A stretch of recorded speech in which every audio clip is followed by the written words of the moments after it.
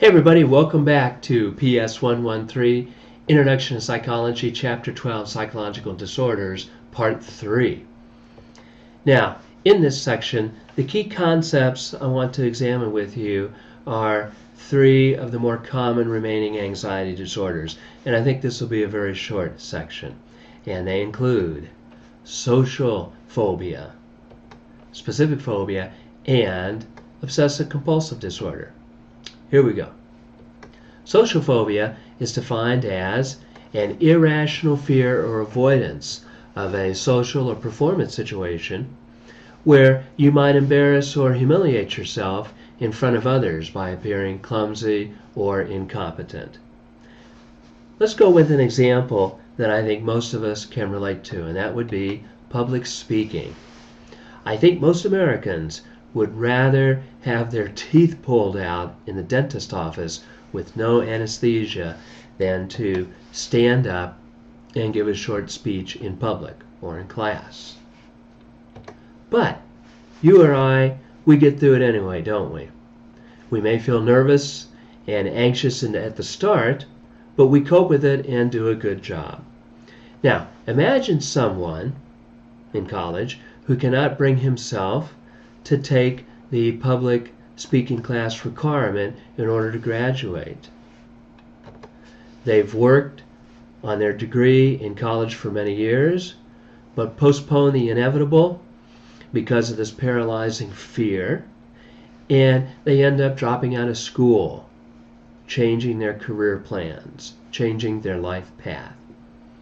That might be a social phobia, wouldn't it? Other situations include parties and social events, or any situation where a person can't stand the thought of appearing awkward or not performing well. This could definitely limit your career and social opportunities, couldn't it? Interestingly, people in counseling for social phobia often realize that they don't fear the activity itself. They actually begin to enjoy it, but it's the perception that other people might judge them and ridicule them, and they can't tolerate that. This is the real source of the impairment, social phobia. Now let's turn our attention to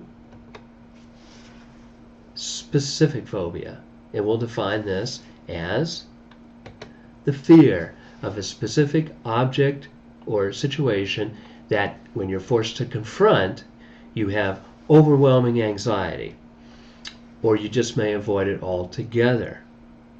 Some of the most common specific phobic fears are of heights, closed spaces, flying,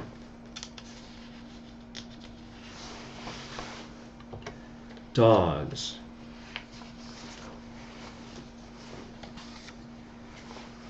snakes, blood, and needles. So where do we draw the line between a healthy fear and a specific phobia? Because in all of these objects or situations I just mentioned, you should exercise care and caution, shouldn't you? I mean, you shouldn't go around carelessly dealing with sharp objects, should you? You shouldn't pick up any or all snakes that you may come into contact with.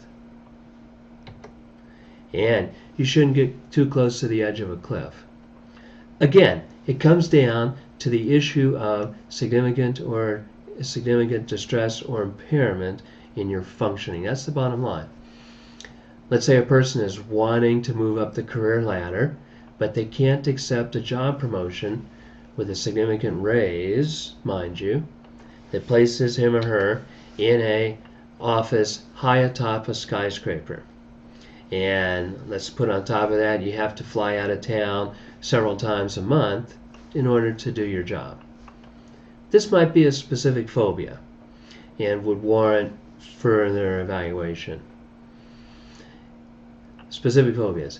And finally, one more anxiety disorder that, for my money, on average, may be the most serious and impairing: obsessive compulsive disorder, commonly known as OCD. which we will define as an anxiety disorder, in which a person has recurring obsessions and then compulsions. Now here's how this works. The obsession is typically a thought or an image that is upsetting, it is intrusive, and the compulsion is a behavior that will stop the internal distress, but only for a brief while.